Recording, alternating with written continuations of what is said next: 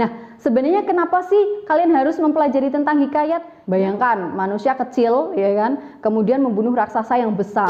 Jadi, kalau misalnya kalian masih jomblo, bisa jadi kalian itu masih anonim. Maksudnya adalah belum diketahui di mana jodohnya.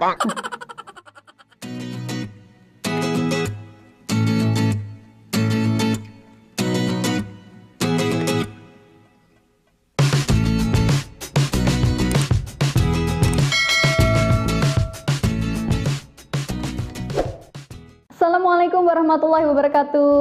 Halo, salam sejahtera bagi kita semua. Berjumpa lagi dengan saya, Arisa Nuraini. Kali ini kita akan membahas mengenai hikayat. Nah, apakah ada yang tahu hikayat itu apa? Biasanya kalau ditanya hikayat itu apa, sering menjawab hikayat cinta, Bu. Nah, kenapa ya harus ada cintanya di belakang? Padahal hikayat itu tidak melulu tentang percintaan loh. Ya mungkin kalian saja yang bucin, budak cinta. Jadi hikayat itu ternyata merupakan salah satu cerita rakyat yang berkembang di Indonesia. Kalau misalnya kalian pernah mendengar cerita rakyat dari Jawa Tengah, misalnya ada terjadinya kota Salatiga atau terjadinya Rawapening, itu merupakan salah satu cerita rakyat. Tapi kalau contoh hikayat, kalian pernah mendengarnya tidak? Nah, sebenarnya kenapa sih kalian harus mempelajari tentang hikayat? Yang pertama, karena hikayat itu merupakan warisan budaya nenek moyang kita, maka kita harus melestarikannya dengan tetap mempelajari hikayat. Yang kedua, di setiap cerita itu pasti ada amanat yang bisa kita ambil hikmahnya. Maka tidak ada salahnya kita memperkaya jiwa kita dengan amanat-amanat yang ada di dalam cerita. Nah, sebelum membahas lebih jauh, ada baiknya kamu simak contoh penggalan hikayat berikut ini. Jadi, yang punya buku paket BSE bisa kalian buka halaman 108. Di situ ada cerita hikayat Indra Bangsawan.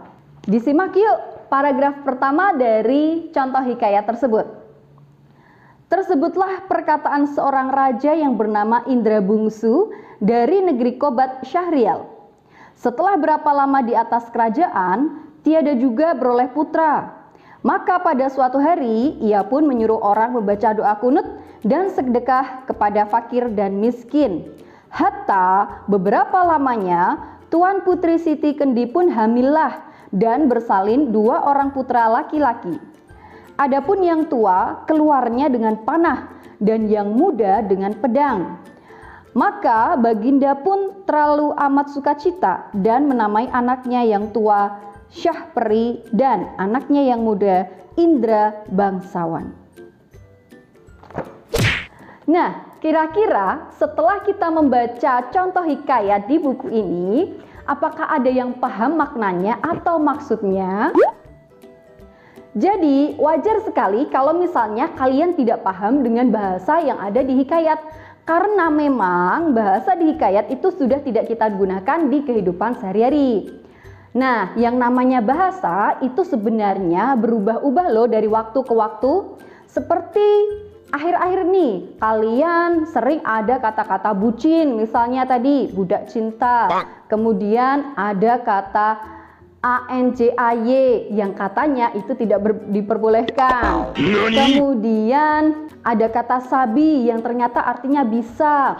Nah, walaupun itu bukan merupakan bahasa Indonesia yang baik dan benar, tetapi itu memang merupakan salah satu fungsi bahasa untuk bersosialisasi. Kembali lagi ke bahasa di dalam hikayat. Bahasa di dalam hikayat itu pun bahasa yang digunakan pada zaman itu. Seperti yang kita ketahui bahwa bahasa Indonesia itu sebenarnya turunan dari bahasa Melayu. Jadi kita masih saudaraan dengan Upin dan Ipin. Buyut kita mungkin sama, siapa tahu buyut kita itu ternyata buyut yang sama dengan Tok Dalang atau dengan Opa. Pasti kalian juga sering ya nonton Upin dan Ipin. Maksudnya adalah bahasa Indonesia dan bahasa Malaysia, negara Malaysia itu memang berasal dari bahasa Melayu. Hanya saja bahasa di hikayat itu ternyata lebih tua lagi dari bahasa orang Malaysia pada saat ini. Karena bahasa di hikayat itu merupakan bahasa Melayu klasik. Nah, kalau ada kata klasik itu kan berarti tua atau sudah terdahulu. Jadi, pengertian dari hikayat adalah cerita yang masih menggunakan bahasa Melayu klasik yang berciri khas, menonjolkan kemustahilan dan kesaktian tokoh-tokohnya. Kok bisa ya menonjolkan kesaktian dan kemustahilan di dalam cerita?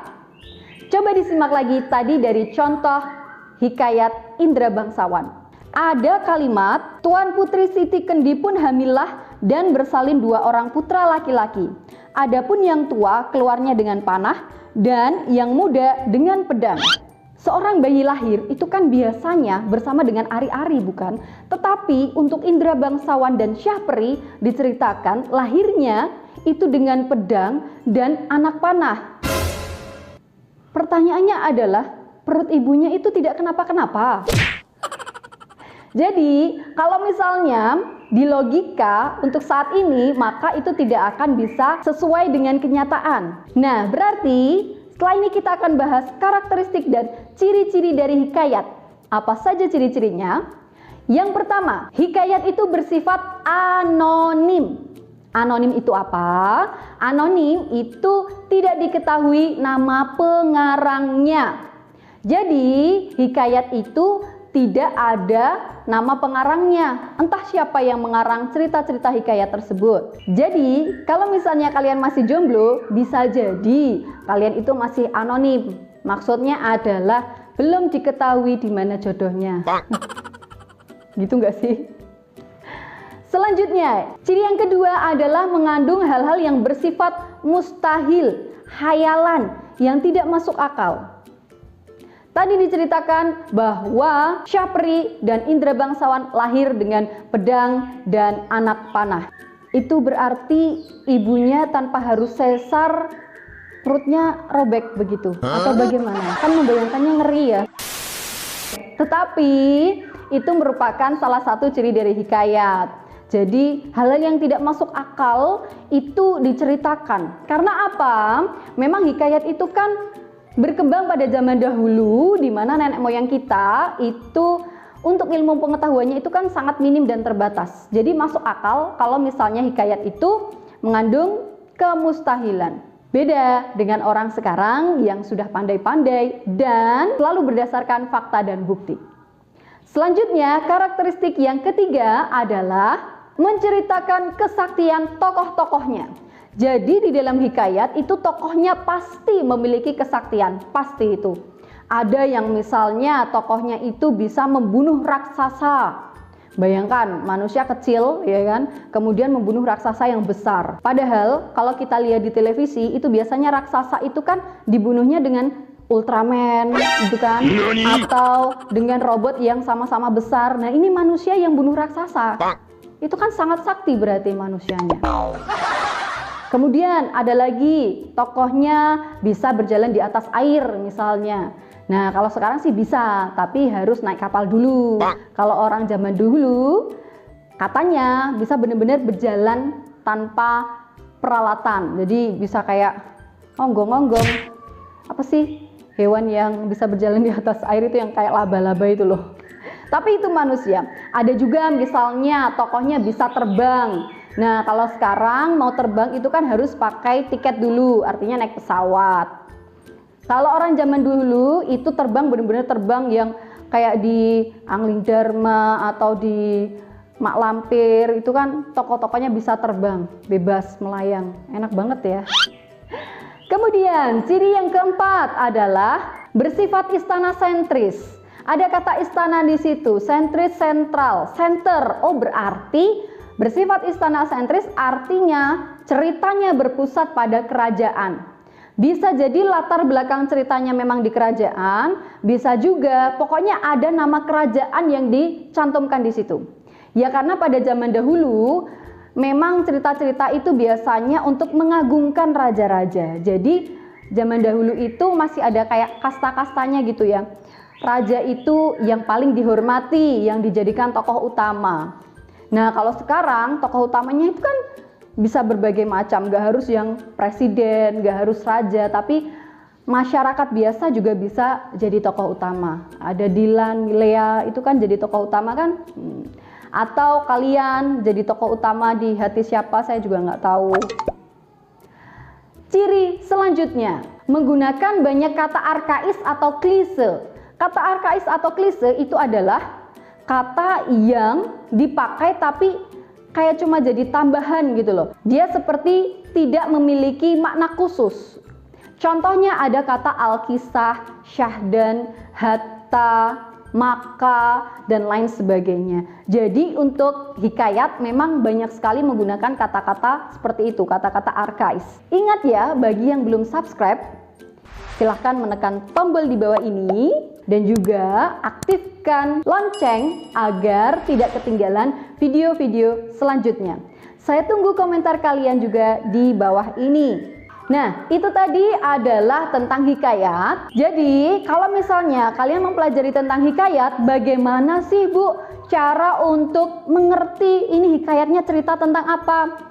Nah, kalau misalnya kalian membaca hikayat kemudian bingung, maka jangan artikan hikayat itu seperti kalian mentranslate atau menerjemahkan bahasa Indonesia ke bahasa Inggris atau bahasa Inggris ke bahasa Indonesia yang diartikannya bisa per kata. Jadi ketika membaca hikayat itu kamu baca secara keseluruhan, kemudian kamu ambil intisarinya. Saya contohkan lagi ya. Tersebutlah perkataan seorang raja yang bernama Indra Bungsu dari negeri Kobat Syahrial. Berarti ada seorang raja dari negeri Kobat Syahrial yang bernama Indra Bungsu. Setelah berapa lama di atas kerajaan, Tiadu juga beroleh putra. Sudah lama menjadi raja tetapi tidak juga memiliki putra. Maka pada suatu hari ia pun menyuruh orang membaca doa kunut dan sedekah kepada fakir dan miskin. Maka ia memerintahkan untuk berdoa dan bersedekah kepada fakir miskin. Nah, sampai di sini kalian tahu kan bahwa dalam menerjemahkan hikayat itu jangan diartikan satu persatu kata tapi intinya saja. Lanjut, hatta berapa lamanya Tuan Putri Siti Kendi pun hamilah dan bersalin 2 orang putra laki-laki. Beberapa waktu kemudian Tuan Putri Siti Kendi hamil dan melahirkan 2 orang putra laki-laki. Adapun yang tua keluarnya dengan panah dan yang muda dengan pedang. Maka Baginda pun amat sukacita dan menamai anaknya yang tua Syahperi dan anaknya yang muda Indra Bangsawan. Jadi raja sangat senang dan menamai anaknya Syahperi dan yang muda Indra Bangsawan. Begitu. Jadi saya harap apa yang sudah saya sampaikan tentang hikayat itu bisa kita pelajari bersama-sama. Jadi dalam menerjemahkan hikayat itu kita ambil garis besarnya saja. Kalau misalnya ada 1 atau 2 kata yang kalian tidak paham, maka dilihat konteks kalimatnya saja atau konteks ceritanya. Sekian pembelajaran hikayat dari saya. Semoga menambah hasanah pembelajaran bahasa Indonesia di masa pandemi ini. Saya harap pemaparan saya yang masih kurang ini bisa kalian pahami. Terima kasih. Wassalamualaikum warahmatullahi wabarakatuh. Sampai jumpa.